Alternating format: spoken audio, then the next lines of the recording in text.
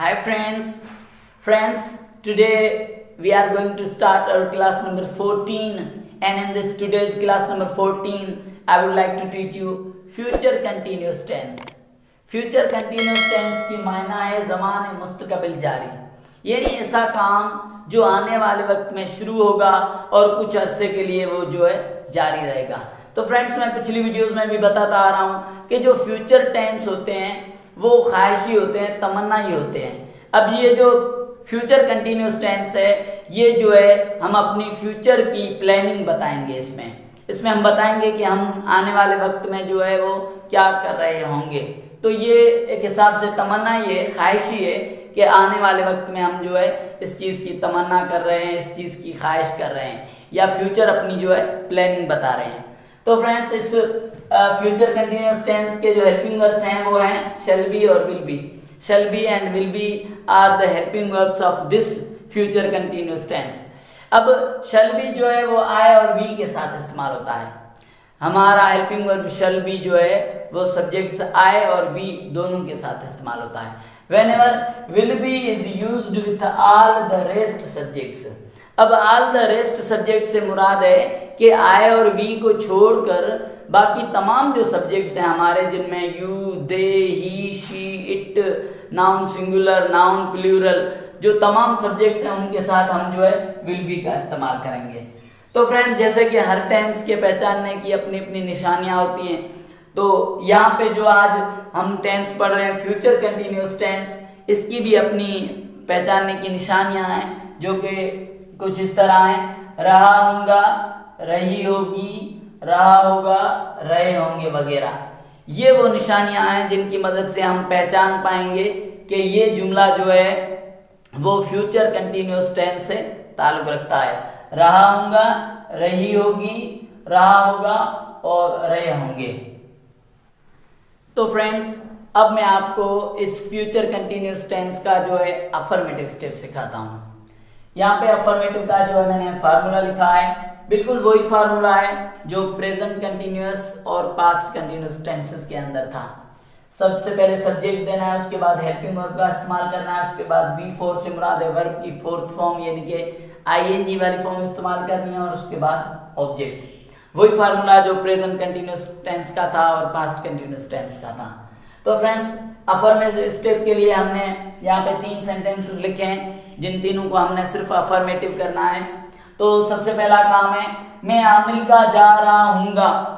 अब ये जो जुमला है मैं अमेरिका जा रहा हूँगा, ये जो हमारी ख्वाहिश को जाहिर कर रहा है, फ्यूचर प्लानिंग को जाहिर कर रहा है कि आने वाले वक्त में जो है सब्जेक्ट में जो है वो ख्वाहिश कर रहा है या अपनी फ्यूचर की प्लानिंग बता रहा है कि आने वाले वक्त में वो जो है वो अमेरिका जा रहा होगा। तो इस सेंटेंस में से सबसे पहले हम सब्जेक्ट, वर्ब और ऑब्जेक्ट का तयन करेंगे। सबसे पहले मैं जो है हमारा वो सब्जेक्ट है क्योंकि ये काम करने वाला है। अब जो ये काम क्या करेगा, जाने का, तो ये हमारा जो है वर्ब हो गया। अब इनके जाने का असर जो है किस चीज पे पड़ेगा या किस चीज पे वो काम करेगा, अमेरिका जो है वो ऑब्जेक्ट है। तो सब्जेक्ट, वर्ब और ऑब्जेक्ट हमने सेपरेट कर दिए हैं, उनकी हमने पहचान कर लिए। तो अब हम according to the given formula ये सेंटेंस करेंगे। तो सबसे पहले सब्जेक्ट लिखेंगे आई। अब आई के साथ जो हेल्पिंग वर्ब है वो शैल बी का इस्तेमाल करेंगे हम, शैल बी। जाना जो वर्ब है गो, उसको हम आईएनजी वाली फॉर्म में लाएंगे तो ये हो जाएगा गोइंग टू अमेरिका। ये हमारा जो है ऑब्जेक्ट है। ये हमारा सेंटेंस, जो पहला सेंटेंस था मैं अमेरिका जा रहा हूँगा, I shall be going to America. उसके बाद नंबर 2 सेंटेंस है हमारा बेनजीर हवाई जहाज चला रही होगी। चलाना या उड़ाना एक ही बात है, चलाना या उड़ाना एक ही बात है। तो सबसे पहला काम हमारा सब्जेक्ट, वर्ब और ऑब्जेक्ट को अलग करने का होता है। सबसे पहले हम सब्जेक्ट जो है ये अलग करेंगे कि काम करने वाला है। उसके बाद अब जो काम है, हरकत है, चलाना या उड़ाना, वो हमारा जो है वर्ब है। और वर्ब जो होता है वो निशानी जो है, सिंबल जो है उसके साथ मिक्स होता है। उसके बाद हमारा जो है ऑब्जेक्ट हवाई जहाज। तो अब जब हमने इस जुमले में से सब्जेक्ट, वर्ब और ऑब्जेक्ट का तायुन कर लिया है, तो अब हम इसको according to the given formula sentence करेंगे। सबसे पहले हमने अपना सब्जेक्ट लिखना है। फार्मूला कह रहा है हमें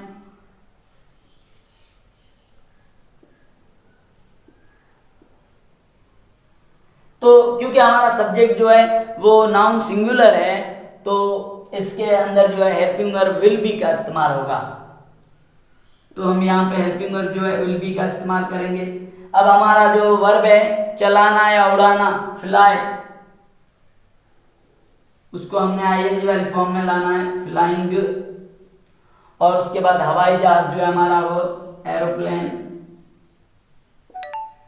ये हमने जो है ऑब्जेक्ट लिखा अपना एरोप्लेन। तो ये जो सेंटेंस था नंबर 2 के बेनजीर हवाई जहाज चला रही होगी, वो हमने ट्रांसलेट किया है Benazir will be flying aeroplane. अब नंबर 3 सेंटेंस पे आते हैं। तुम चाय पी रहे होगे, तुम हमारा सब्जेक्ट है। अब पीना जो है हमारा वर्ब है और चाय हमारा जो है ऑब्जेक्ट है। तो अब हम फार्मूले के तहत सेंटेंस को करेंगे, तो ये होगा यू सब्जेक्ट है हमारा, यू के साथ हेल्पिंग वर्ब जो है विल बी का इस्तेमाल होता है, यू विल बी। अब पीना जो है वो ड्रिंक वर्ब है हमारा, उसे हम आईएनजी वाली फॉर्म में लाएंगे, ड्रिंकिंग हो जाएगा।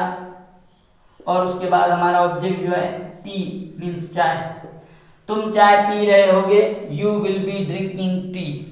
तो फ्रेंड्स अफर्मेटिव स्टेप में हमने जो है फार्मूला की मदद से इन तीनों सेंटेंसेस को जो है अफर्मेटिव कर दिया है।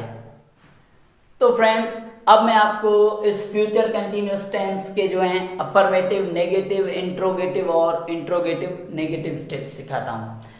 सबसे पहले हम फार्मूलाज पे ध्यान देंगे। वही फार्मूलाज हैं जो पास्ट कंटिन्यूअस और प्रेजेंट कंटिन्यूअस के अंदर थे।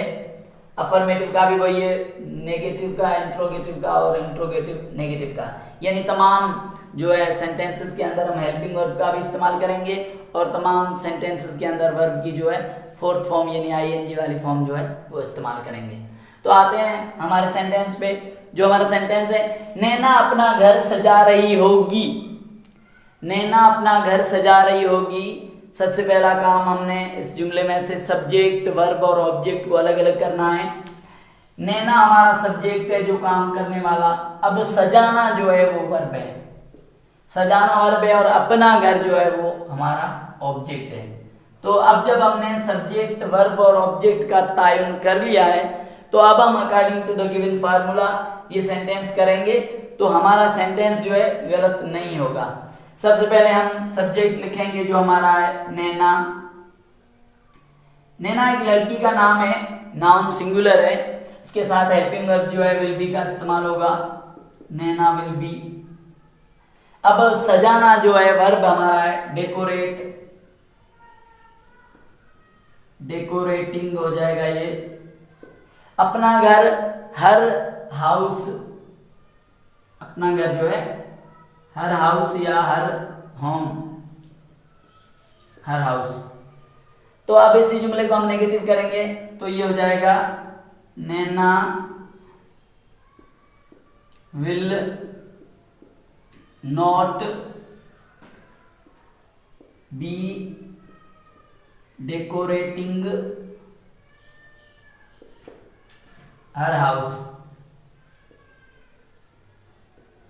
अब इसी जुमले को हम नेगेटिव करेंगे, तो सबसे पहले हमारा जो है हेल्पिंग वर्ब आगे आ जाएगा, उसके बाद हम सब्जेक्ट देंगे will Naina be decorating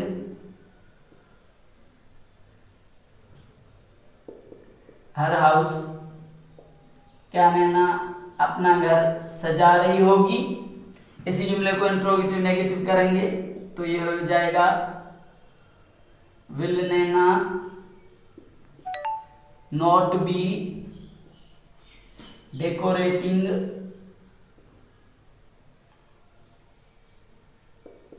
her house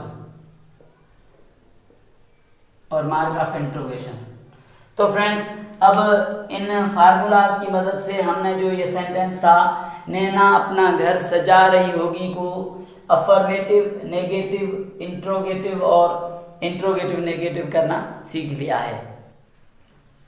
तो फ्रेंड्स अब यहाँ पे मैंने कोई 7 सेंटेंसेस लिखे हैं जिनको आपने अपनी तरफ से अफर्मेटिव, नेगेटिव, इंट्रोगेटिव और इंट्रोगेटिव नेगेटिव करने हैं। फ्रेंड्स यहाँ पे चारों जो अफर्मेटिव, नेगेटिव, इंट्रोगेटिव और इंट्रोगेटिव नेगेटिव के फार्मूलाज लिखे हुए हैं। आप इनकी मदद से बआसानी इन सेंटेंसेस को जो है कर लेंगे। तो सबसे पहला सेंटेंस है, मैं कार चला रहा हूँगा। चलाना जो है ड्राइव वर्ब है, इसमें आप अपनी तरफ से आईएनजी देंगे और फिर ये हो जाएगा ड्राइविंग। इसी तरह मैंने वर्ब की फर्स्ट फॉर्म लिखी हुई है तमाम वर्ब्स की, और आईएनजी जो आपने अपनी तरफ से देना है। उसके बाद नंबर 2 सेंटेंस है, राबिया सेब खा रही होगी। खाना वर्ब है हमारा ईट। उसके बाद अंजलि बिरयानी बना रही होगी। बनाना वर्ब है मेक।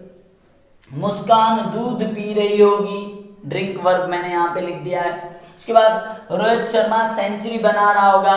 बनाना मेक भी कहते हैं स्कोर, यहाँ पे क्योंकि क्रिकेट की बात हो रही है तो स्कोर वर्ब लगेगा हमारा।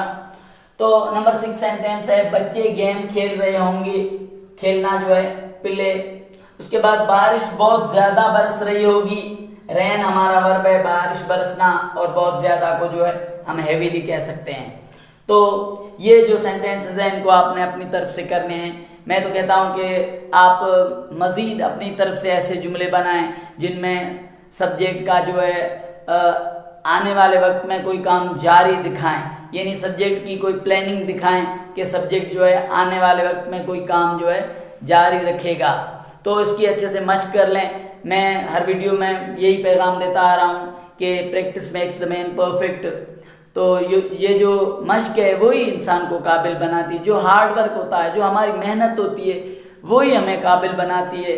और हमने जो है चीज़ों को सीखना है, चीज़ों को समझना है, रट्टा नहीं लगाना है। क्योंकि जो रट्टा लगाते हैं वो चीज़ों को समझ नहीं पाते, सीख नहीं पाते। फिर वो कोई चीज़ अगर मेमोराइज कर भी लें तो वो टेम्पररी उनको मेमोराइज होती है और उसके बाद 2-4 दिन के बाद जो है वो भूल जाते हैं। लेकिन जो चीज़ें आप सीखेंगे, जिन चीज़ों को आप समझेंगे, वो जो है वो चीज़ें जो है आपको कभी भी आप भूल नहीं पाएंगे उनको। वो चीज़ें क्योंकि आपने सीख ली हैं, आपने समझ लिए हैं, तो आपने जो है वो मसला हल कर दिया है। जो मसला तकरीबन स्टूडेंट्स के साथ होता है, क्योंकि वो रट्टे पे कोई चीज़ याद कर लेते हैं, मेमोराइज कर लेते हैं, उसके बाद जो है 2-4 दिन के बाद उनको वो भूल जाते हैं। लेकिन ये जो चीज़ हम समझेंगे, सीखेंगे, ये चीज़ हमें कभी नहीं भूलेगी और ये चीज़ है जो हमें फ़ायदा पहुंचाएगी। तो मैं एक बार फिर आपसे रिक्वेस्ट करता हूं कि आप हर टेंस की अच्छे से मशक कर, आप इस टेंस भी जो फ्यूचर कंटिन्यूस टेंस है इसकी अच्छे से मशक कर लें। मैं यकीन दिलाता हूं कि आप मेरी वीडियोस के थ्रू घर बैठे इंग्लिश ग्रामर जो है वो बहुत ही अच्छी तरह सीख लेंगे। थैंक्स।